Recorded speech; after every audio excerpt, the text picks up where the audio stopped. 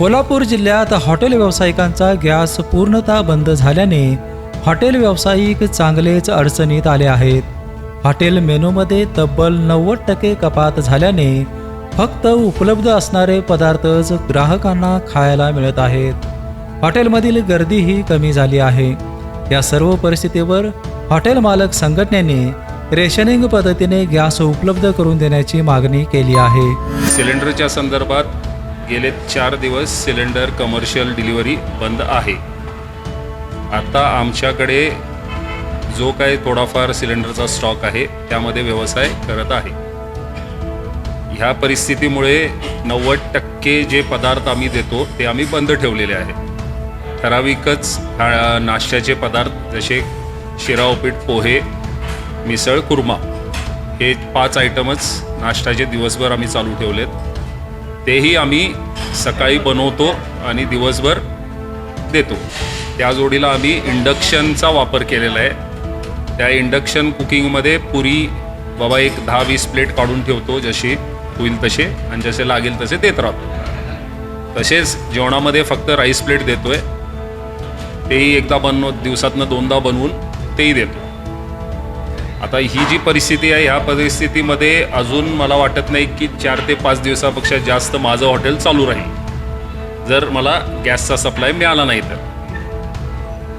आता जी परिस्थिती पुऱ्या दुनियाभर जी परिस्थिती आहे त्यामुळे ही परिस्थिती उद्भवलेली आहे हे आम्ही सगळीजण जाणतो आणि समजतो. आणि त्या संदर्भात आम्ही कलेक्टर साहेबांना भेटलो होतो. त्यांनी आम्हाला सगळं समजावून सांगितलेलं आहे की नक्की परिस्थिती काय आहे.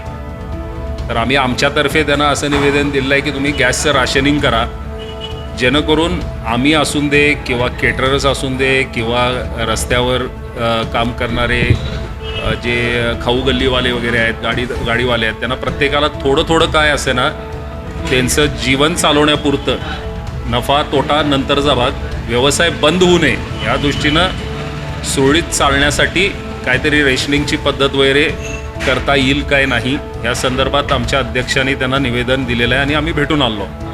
सो त्या संदर्भात चर्चा चालू आहेत. काय होईल माहीत नाही आहे, त्यामुळे आता आम्ही वाट बघतोय पुढं काय होईल आणि काय घडेल. हॉटेल व्यवसायानंतर LPG गॅस ऑटोरिक्षा व्यवसायही संकटात आला आहे. घरगुती सिलेंडरवर मर्यादा आल्याने गॅस पंपाशिवाय पर्याय उरला नाही.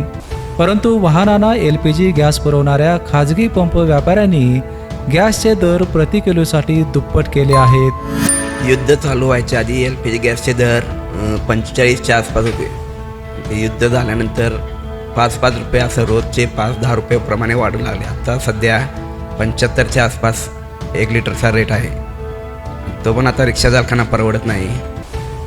भाडे पण आता थोडे कमीच व्हायला लागलेत आणि रिक्षा पण आता रोडवर कमी दिसायला लागलेत. गॅसचा तुटवडा जाणवायला लागलेला आहे आणि त्यामुळे पण आता रिक्षा रस्त्यावर कमी फिरायला लागलेत. जास्त रिकामं पण फिरून एमटी फिरून चालत नाही, परवडत नाही आता. नाही रिक्षाचा दर गॅसचा दर वाढल्यामुळे पॅसेंजरचं काय पैसे वाढून देत नाही. ती काय जेवढं मीटरप्रमाणे होते तेच भाडं आम्हाला देतात. आम्ही एक्स्ट्रा मागले तर ते आम्हाला बोलतात नाही, परवडत नाही. पण आता काय करणार, आम्हाला तर पोट तर घर तर चालवायचंच आहे. पण त्यावर पर्याय तर दुसरा काय नाही. सरकारनं जरा लक्ष द्यायला पाहिजे. हे अचानक त्यांनी रेट वाढवले, हे सरकारनं वाढलेले वाटत नाहीत. हे गॅस एजन्सी यांनी तर रेट वाढवले आहे. या सर्व परिस्थितीला नागरिकांना तोंड द्यावे लागत असले तरी जिल्हा पुरवठा अधिकाऱ्यांनी जिल्ह्यात गॅस पुरवठा सुरळीत असल्याचे BPNशी बोलताना सांगितले आहे. गेल्या 2-4 दिवसामध्ये जी काही कोल्हापूर जिल्ह्यामध्ये जी काही गॅस टंचाई सदृश जी काही परिस्थिती निर्माण झालेली आहे, त्यामुळे काही ग्राहकांनी खरं तर पॅनिक बुकिंग त्यामध्ये मोठ्या प्रमाणात केलेलं आहे.